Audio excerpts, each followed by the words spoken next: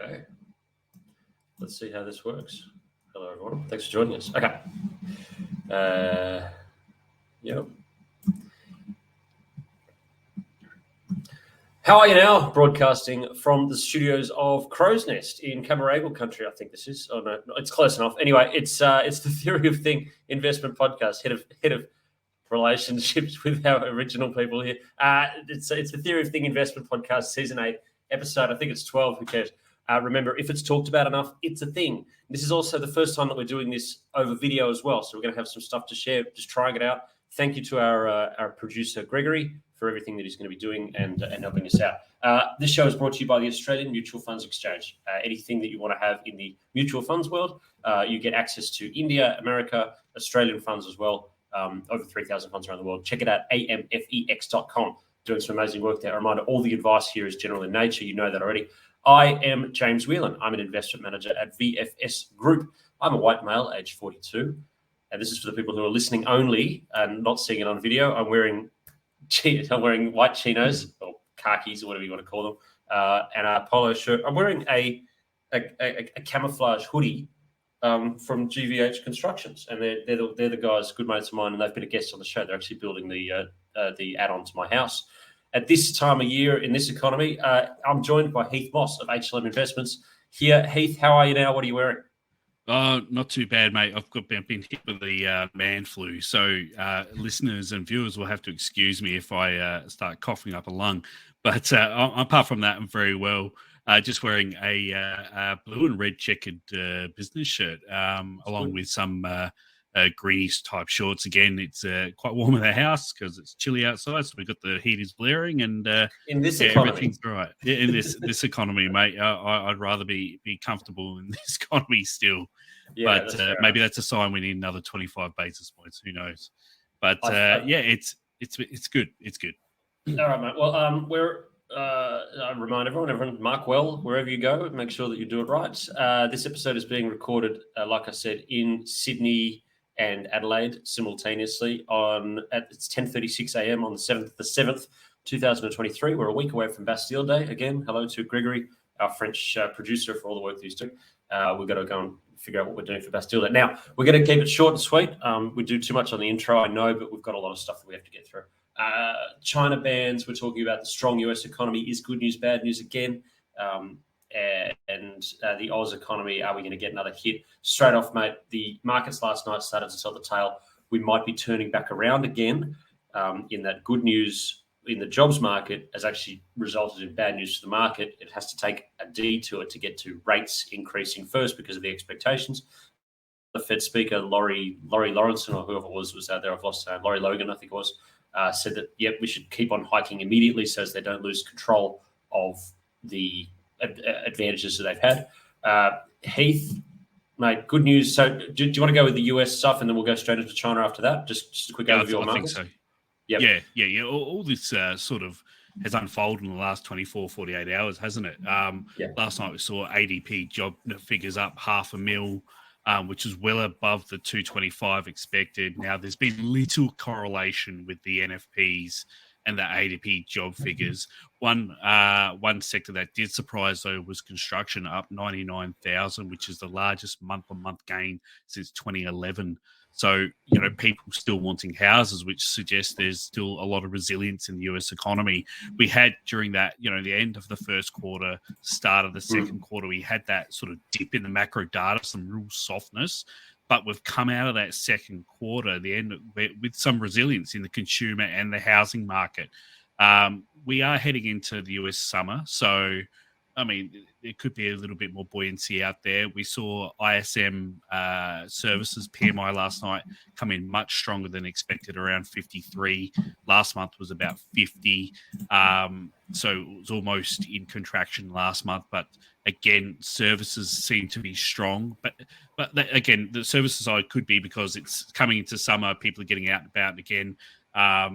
It's a really hard read, and we saw the market come off around 1% on the back of it. We've got NFP out tonight, so by the time most people listening to this will have those numbers out, and generally they've been beating expectations. So that's really what's been happening. I mean, like you said, the good news is bad news again, because maybe, just maybe, the Fed has to start hiking again. Yeah, they'll go immediately.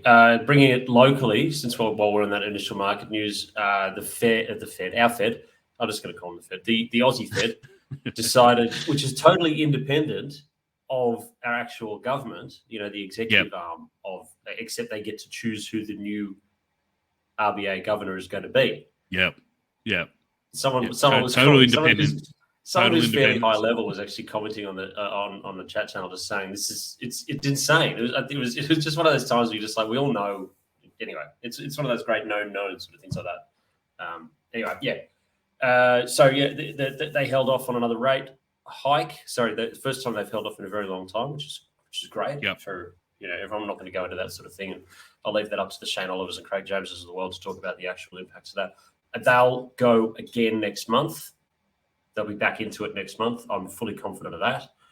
We're going to see out there. I think, and it's coming through more and more, that the straw has really broken the dromedary when it comes to actual spending and going out. This is now the start of we're not doing the peak tonight. This is that next stage.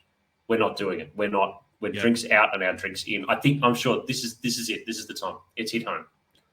Yeah. I hope that a port. Yeah, go on. Yeah, I mean, we saw up until May, we saw really weak spending data. May was so far an outlier.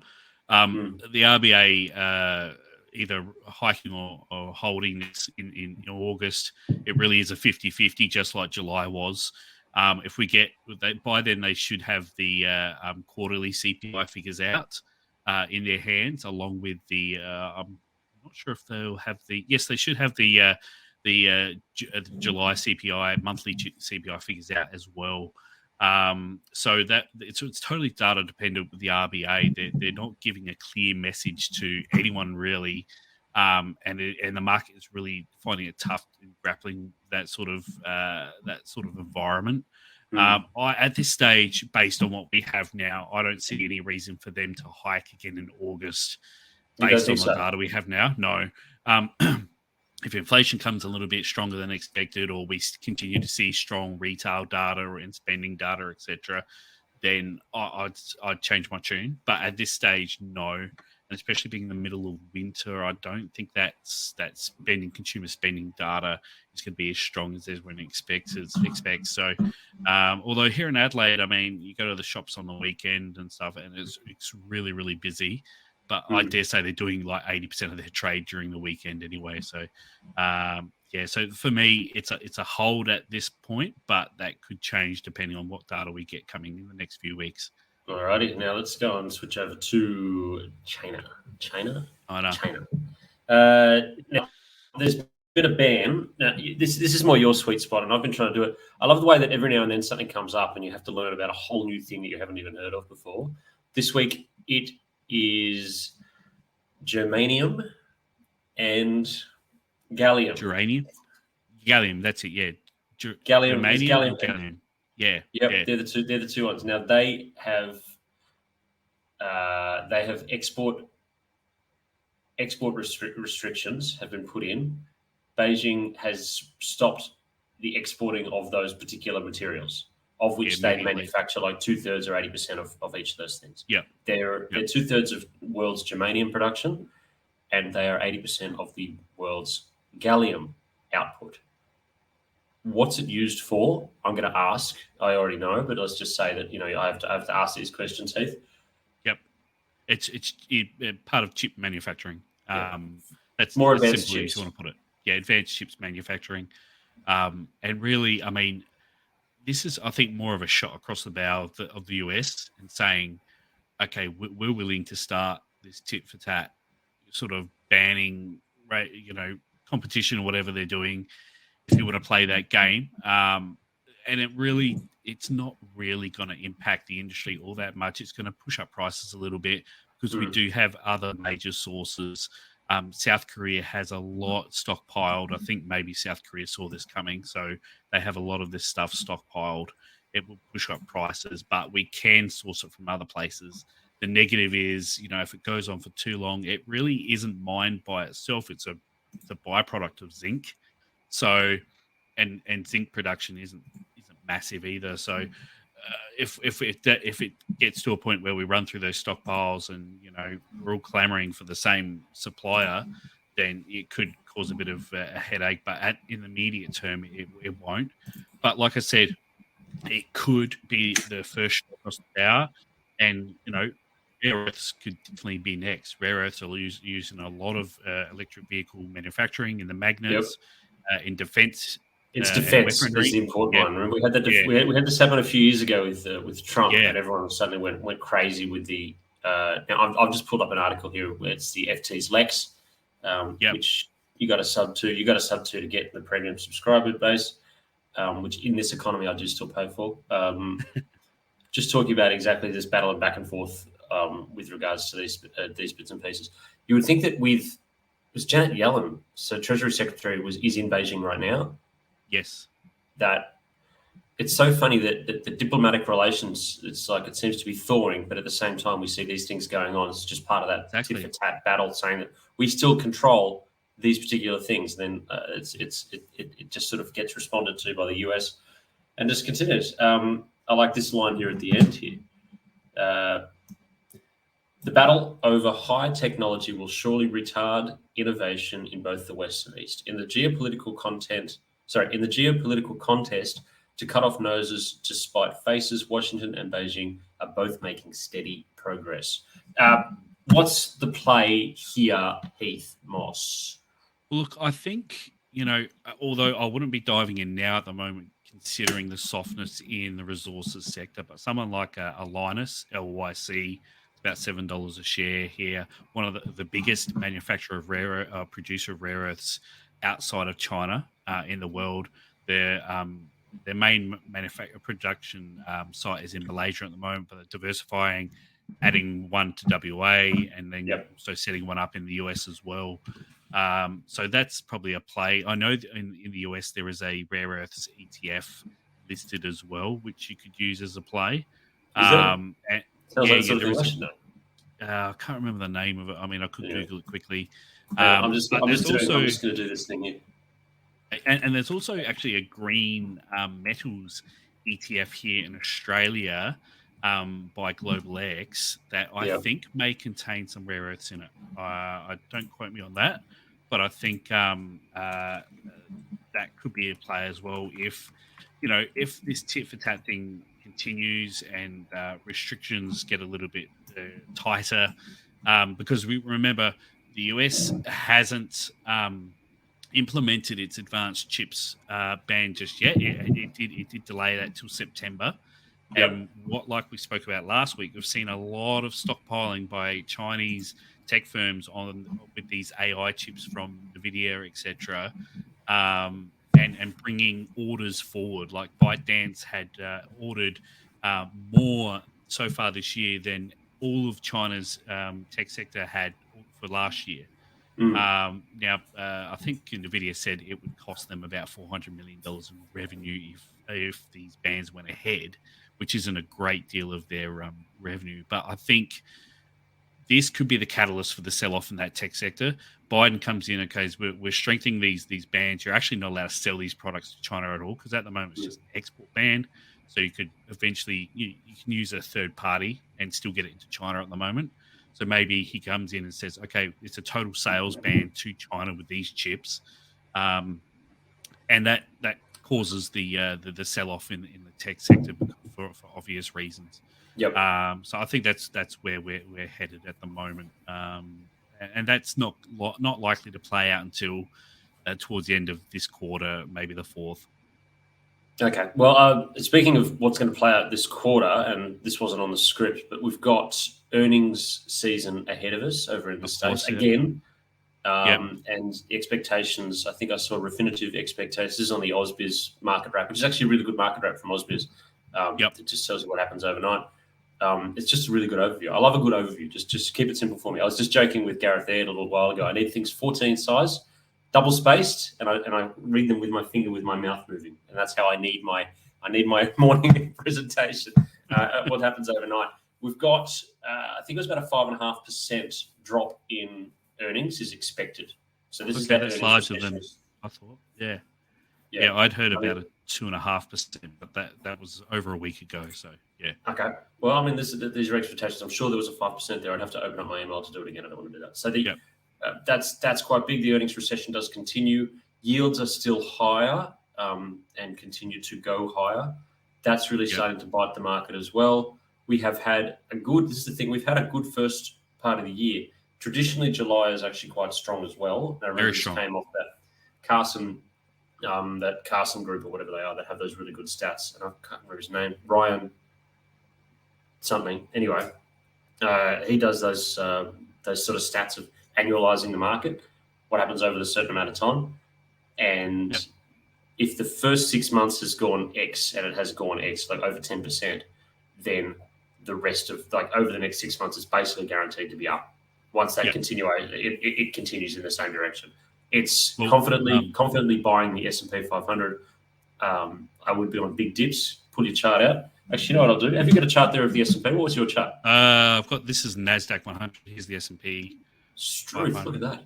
Yeah, really big breakout there from the 4195 mark. It's what are we, 4411 at the moment. But Chris Weston from Pepperstone actually put out some good data on the NASDAQ last week, saying of the last 15 years, 15 have been up for the NASDAQ with an average gain of 4.5% in July. So that's huge. And locally here in Australia, July is traditionally really, really good as well. 12 of the last 15 have been positive with an average gain of around 2.5%. And that makes sense because we're leading into our major earnings reporting season in August, which means there's a lot of buoyancy, a lot of positivity, etc. So that's, I think, why we see such a good good month in July here. Okay, happy to continue buying on dips, which is great. I'm still accumulating bonds as well. Those yields. This short end, the short end for sure. Short end for sure. Yeah, I don't know if you've got that on the screen there, but you can see the 10 years poked above 4% again. So it did dive to about 3.3% back in early April there, and that's when the macro data was getting really soggy and really soft. But it started to show resilience and strength, and it's broken out of that downtrend. And we could see those highs of around 4.3, 4.4% again on those yields. But also, you got to remember, you got the T-bill issuance putting upward pressure on these yields, plus the US dollar as well. So, and these are the headwinds we were talking about for a couple of months. What would happen in the third quarter in terms of equities and what the headwinds they were facing, and why we were a little bit on the bearish side of things as well. Okay. Well, that's enough market nonsense for that. What have you got? Oh, mate, the cricket, first day of the cricket. That was a cracking night last night. I only watched. It was. I went to bed just after Mitch Marsh got out. Oh, and I woke up this morning. We'd only made another 20 runs or so we collapsed at the end. But it looks really even with the way England, about 3 for 68 or something. So it looks pretty even. Too hard to call at the moment, but. Yeah, there wasn't the spice in there that I expected. I would have thought there would have been a little bit more spice. It would have been great if we were bowling and Alex Carey just threw down the stumps after the first ball. It would have rattled. Let it go, man. We win this. Actually, England have to win this to have any chance of winning the Ashes back because obviously we've got them at the moment. Correct. So we just got to keep on going. Yeah, a draw will be enough for us. But we want to win it. We want to see a win after everything's happened. It was an absolute smorgasbord of sports last night. It was. There's the Swannies. Had to flick between the Swans. And every time I flicked across, and my little girl, because she's like, we're going to watch the cricket, great. And I flicked across, I accidentally put it onto 70 instead of 74 or 75, I think is what we have for HD football. So the AFL's on our HD the second channel for 7, and she saw it's Britain's Got Talent was on, and she just went, no, okay, we're going to watch this as well. And it's like, okay, so I'm flicking between Britain's Got Talent. I needed more TVs. I needed a split screen, multiple screen sort of thing going on. I've got the cricket, I've got the Swans, and every time I flicked across to the Swans, I was just like, they're going to lose. They'll lose this. I don't care how far ahead they are. This is it. They are going to lose this game. But his final big farewell at the MCG, sure as God wears sandals, absolutely dusted at the death. Fortunately, I tipped the Tigers, so I might be in for another perfect round this week. as I lead the tipping comp in AFL. I should be doing the AFL tips. You should, anyway. And then the Tour de France. I got another winner last week in the betting, so I was back on the horse. Good work. I missed out on mine because mine was that dodgy, awful bunker decision for the Titans that blew the Titans up, and that ended up being the difference in it. So the Titans actually lost by 4, and I think I was 4.5 or something like that. I think that I had with the points, just wasn't enough. Thanks to the bunker for overturning an obvious try for no real reason at all. Now, what have you got this week? Make some money. I have. Let's make some money. What was it? Sorry. Let me check my notes. Where was it? There we go. So my tip this week, paying $2.60, is the Saints to beat the D's at Marvel this weekend. I know Saints only just got across the line against West Coast last week, but the D's are looking in ordinary form. They've got a few injuries, and the Saints play really, really well at Marvel. It's a smaller ground than the MCG, so it's easier for them to play their defensive game plan, the Ross Lyon game plan. So I think Saints get over the D's at Marvel. Okay, well, I've got my beautiful Dolphins with the rich history of this football club will come shining through against the Titans of Gold Coast. I think that the Titans are actually the favourites of this one, but every man and his dog has still tipped the Dolphins at 2.11. I reckon just get them outright. That's on Sunday afternoon. That's the afternoon game on Sunday. A cracking time to be watching some football. That's the last one on a half round because we've got Origin 3 on Wednesday night as well. We'll probably lose that too. I don't really care. Mate, that's the box and dice of the show. What do you think of the new format? Great. I just got to remember that we're on video and make sure I can have a shave next time.